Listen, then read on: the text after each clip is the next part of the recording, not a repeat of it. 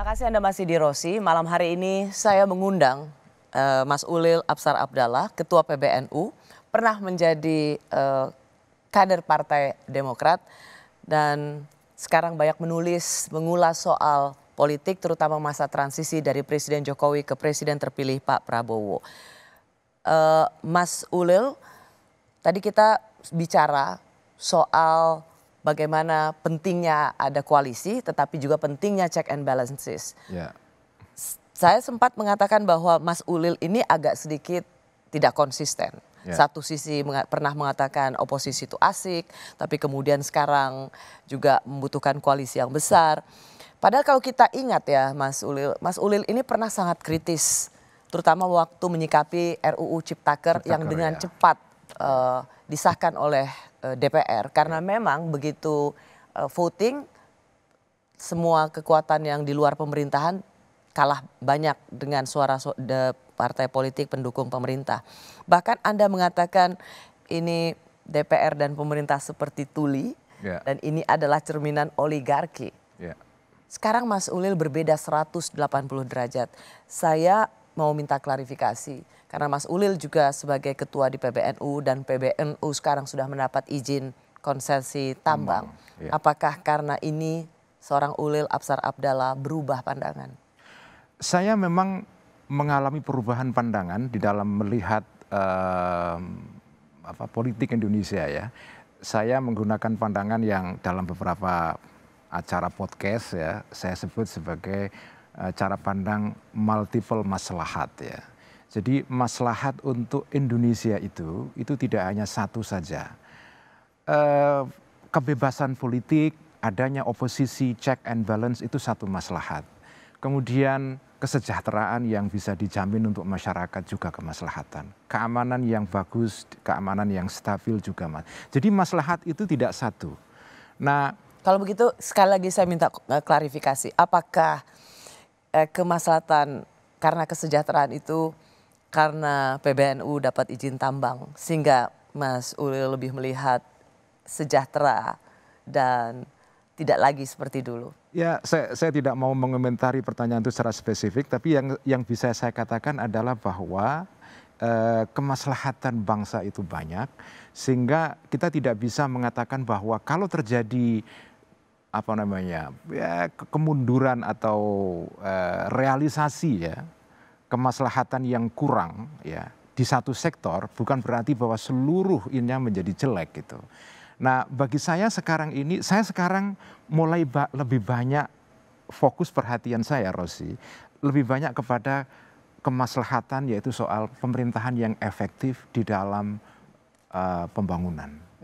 Karena memang ada masalah serius di sini.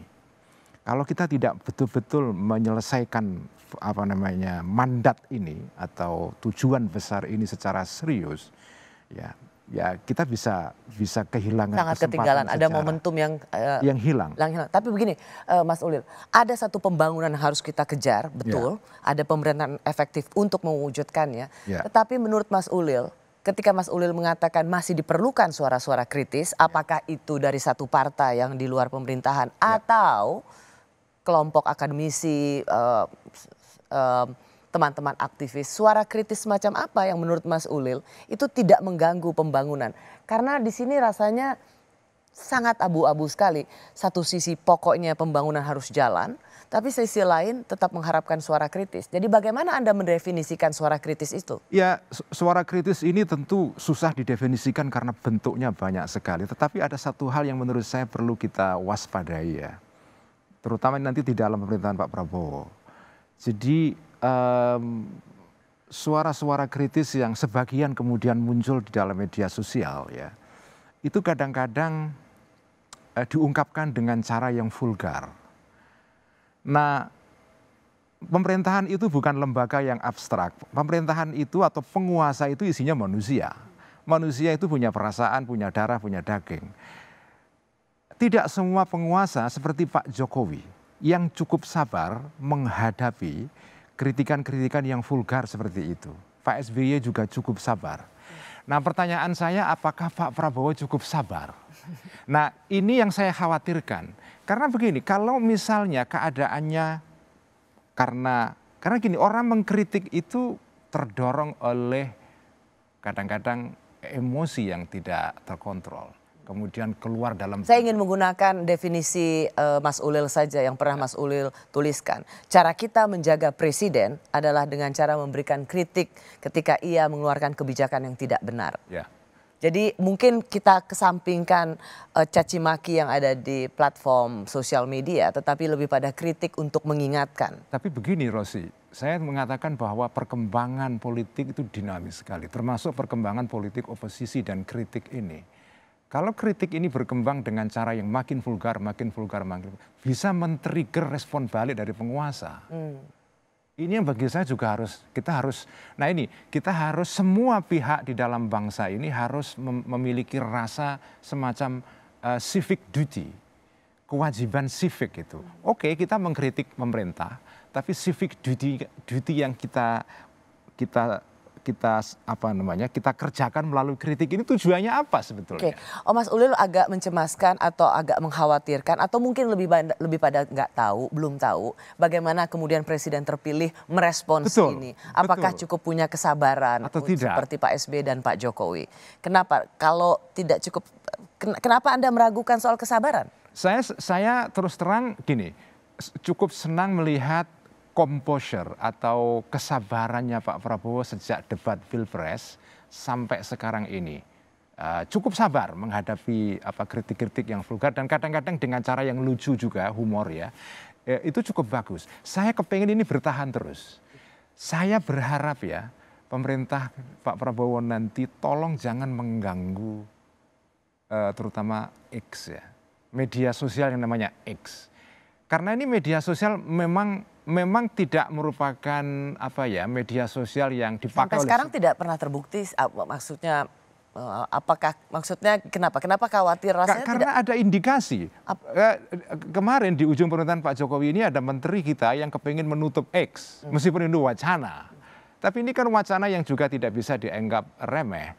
Kalau misalnya X ini berkembang secara vulgar seperti di Brazil, Rosi. Di Brazil itu sekarang media sosial yang namanya Twitter atau X ini menjadi perdebatan besar sekarang. Oke, jadi Anda ingin mengatakan bahwa semoga ingin memberikan catatan, semoga berharap Presiden terpilih nanti memiliki kesabaran yang lebih untuk melihat semua kicauan yang ada di media sosial. Oke, ya. Mas Ulil sendiri tetap kita memiliki confidence ya dengan transisi ini dan menjadi modal besar bagi bangsa ini untuk mengawali babak baru dalam melihat pemerintahan selanjutnya.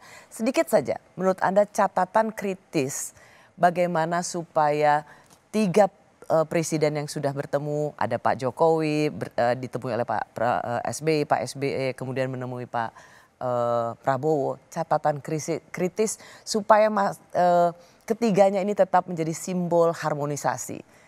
Karena bagaimanapun juga tetap Pak Prabowo adalah yang memegang mandat selama 5 tahun ke depan. Ya, bagi saya yang penting adalah begitu presiden baru dilantik, itu berarti memang ya ini etik dan adab dan fatsun politiknya adalah berarti pagi menyingsing. Pagi yang baru, hari yang baru menyingsing dengan matahari yang baru. Dan tidak boleh ada matahari kembar di dalam sebuah negara. Itu berbahaya, Rosi. Berbahaya sekali.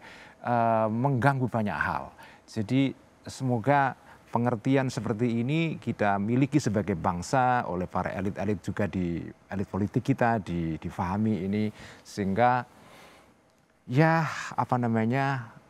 pemerintahan Pak Prabowo bisa berjalan dengan cukup baik, tetapi Pak Prabowo juga menghormati semua mantan presiden sebelumnya. Ini kalau terjadi akan merupakan legacy yang sangat besar dari Pak Prabowo ke depan, dan legacy ini sekarang sudah disiapkan pancang-pancangnya oleh Pak Jokowi ya dengan cara merangkul semua pihak ini. Ya, kita berharap itu terjadi itu. Terima kasih Mas Ulil untuk perspektif Anda di Rosi. Terima kasih.